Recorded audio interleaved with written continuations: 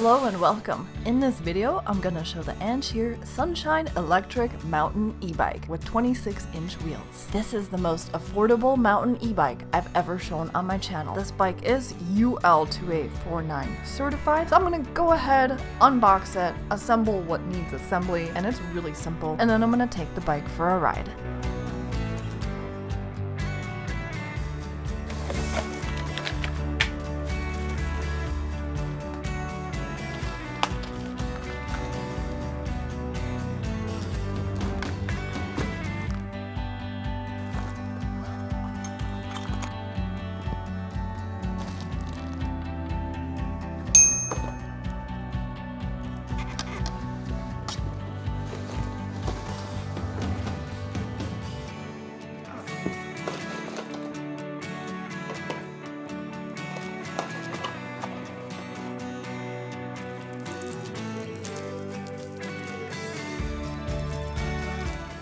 Normally these are already installed, but it looks like I'm installing this one myself. So first I'm going to remove all of these screws. That was weird. Now I'm going to put these here. Put the screws back in. I'm going to go ahead and tighten down all 4 of these screws. I just do a little bit at a time. I don't know if I'm supposed to do it that way, but I kind of go from one, then diagonally to the other, then the third one, diagonally to the 4th one, and I tighten them like that. Okie, next part is for my bum bum.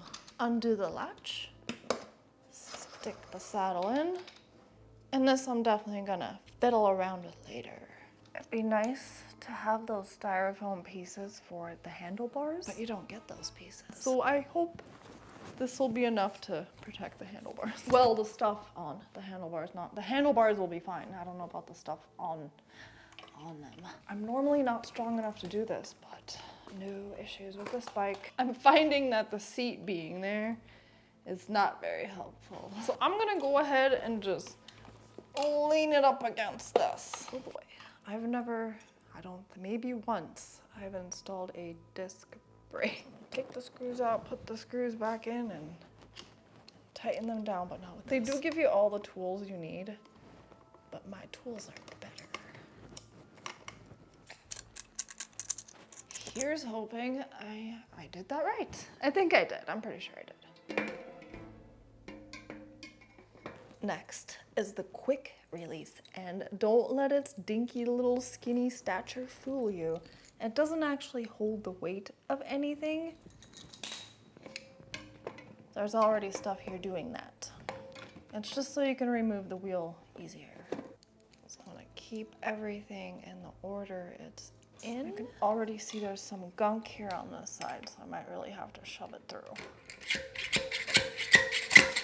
Come in a little bit close. Not that close. Over here, so it's this doodad. The spring, tiny side first, and then this. And then this little metal doodad here has a hole it goes into, and it's like that on both sides. Now I just kind of fiddle around with this and clamp this. And I always like to clamp it up the fork. And I'm just looking for like a little bit of resistance, like nothing too crazy. I don't use a kickstand on my personal bike, but I'm gonna put on the kickstand. Well, since I got you down here, I should probably put in the pedals next. The left one goes in counterclockwise, and then the right one will go in clockwise, but I'm not gonna bore you with that. I'll just bore you by putting on the headlight next. What's awesome is there's no fenders, which makes putting this on really easy. I just take this screw out, and then I put the screw back in after I skewer the light. And that's pretty much it. After this, I'm gonna go ahead and fill up the tires and charge the battery. So I'll see you tomorrow. Before I head out there, there's just a couple things I wanted to show you. It has bike assist mode So if you hold down the minus button, the bike will move forward and it'll be slow enough where you can walk next to it. There's a switch for the headlight. I was not expecting that on such a cheap bike. So you flip the switch, the headlight turns on. Now, if you turn the bike off, the headlight will remain on. So flip the switch to turn it off. I don't know why I mounted a bell. It's got that. Why would I need this? This is so much better. You know what? Let's try pedal assist 1 from a standstill.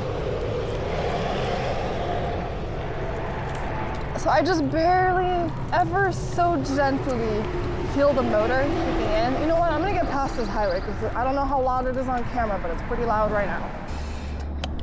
Pedal assist 2 from a standstill.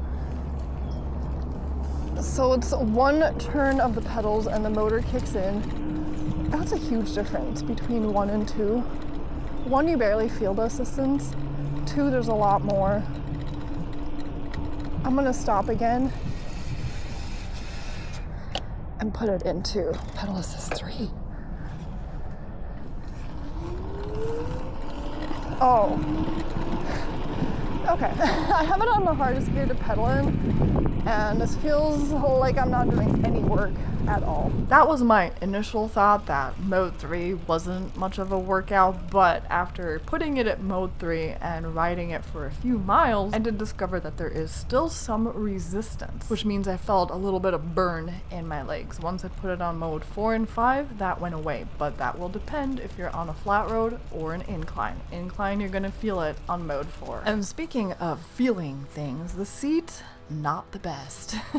I definitely felt a bit sore after the ride, but I think that's kind of how these mountain bike seats go. I will say it's not as bad as the one I have on my Trek, which is just awful. I feel bruised for days on that one. But this, like I said, not as bad, and it's easily replaceable with a different seat. All right, I keep having to cut the video because I'm trying not to film people unless it's like the back of them, because Florida has really strict laws on that.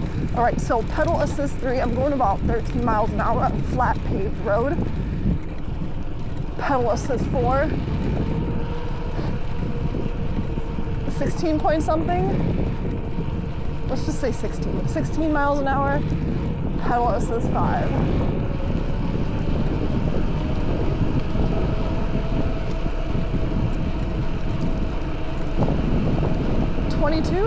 I got it to 22 miles an hour. I don't know if you can hear me because of the wind. This is for when I take photos. Because iPhone, I switched to iPhone, it was a gift. It didn't have a stylus to take photos with, so I got this generic thing on Amazon. It works good.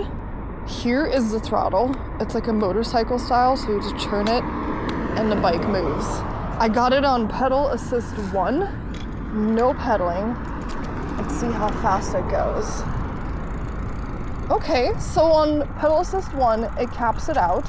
Sometimes with the throttle, it just goes max speed no matter what setting you have it on. So I do like how they have this set up.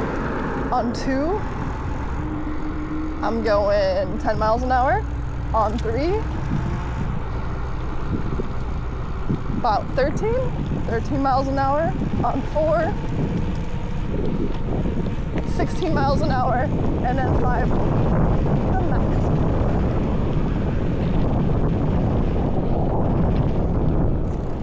The range varies.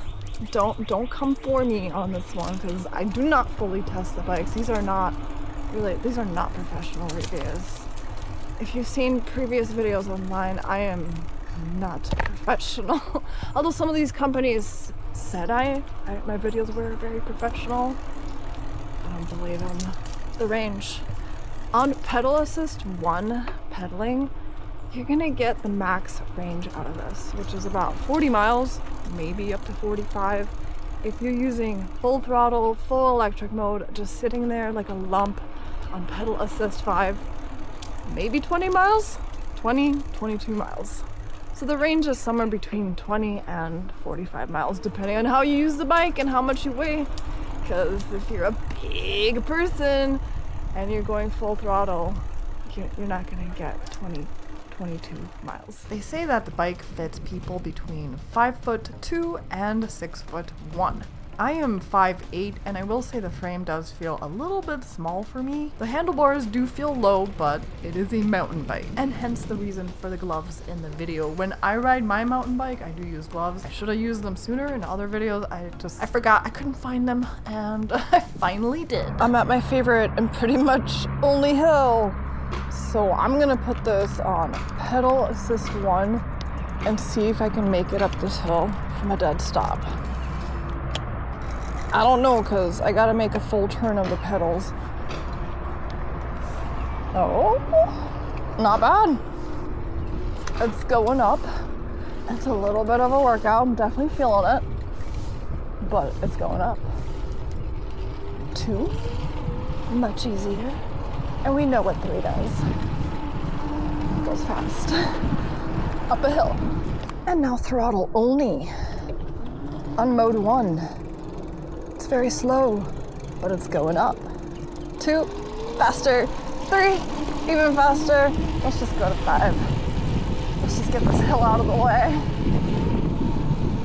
In the center of the rear wheel is the motor. It's 500 watts and peak output power 750. 55 Newton meter torque. I wasn't expecting the motor to be this responsive on such a cheap bike, but after a full pedal or just about a full pedal, the motor kicks in and it's smooth. And by smooth, I mean it doesn't like jerk you forward, some e-bikes do. The transition between the modes is really smooth. As you saw earlier, the battery is removable, which is always a good idea to remove it if you're gonna leave the bike anywhere out in public. But to charge it, you can just leave it on the bike. It's 48 volt, 7.8 ampere hour, and 370 watt hour. Yes, we have a fan right over here. Let's go ask him some questions. My bag just fell. It scared him. Do you like e-bikes? Do you have any comments about this one? It's very affordable. Please don't go away. This is one of the most affordable ones I've ever shown. I took this a little bit off-road. Now, there's no suspension in the back, just kind of a shock absorption when it comes to the seat. Although, it still feels pretty stiff back there, but the front does have suspension, which can be adjusted, sorta. You either have full suspension, more bouncy ride, or you can lock it into place for a more rigid ride. So that's really nice to see on such a cheap bike, because I've tested a lot of way more expensive bikes that had 0 suspension. I found the bike easy to maneuver, makes turns really well, and because of those tires, I don't know the thickness of them, but I know they're 26-inch wheels. They're thick enough where I felt like I was stable on the bike. Thick, wide enough for a stable ride. It is a 21 speed bike. It has a Shimano gear shift system. Personally, I just leave it in 1 gear and I don't really mess with it, but you can if you want to. It has mechanical disc brakes in the front and in the rear. They work, but they're not as responsive as hydraulic disc brakes. However, if there's any issues, the mechanical disc brakes are a lot easier to adjust and repair. Unfortunately, there's no taillight in the back, just a reflector, but it does have a headlight in the front. So I'd like to complain about how the battery power is displayed on the menu. I'd like to see it in percentages because I haven't seen it move at all, and really should have after 12 miles. But to be honest, the bike already had 2 miles on it when I got it, and then I fully charged it, so technically I've only gone 10 miles. Oh no, it just went to 13. So I've gone 11. Overall, and considering its low price, I'm pretty happy with the e-bike. The price may differ slightly on Amazon versus on their website. Of course, I'd like to see more features on it, like a color screen, rear suspension, the battery life indicator in percentages, and a comfy seat. But unfortunately, at this price point, you just can't get everything you want. I'm not here to tell you to go click on the link down below in the video's description to go buy the bike, but if you want to, you can. Alrighty, so that's it. If you enjoyed this video, please subscribe. I will be making other videos besides e-bike videos. I am working on one right now. Not sure if you'll see that before this video, but yeah, it's not strictly an e-bike channel. And now it's time for my cheesy outro that I forgot to do out in the wild. Toodaloo-doo-lee-loo.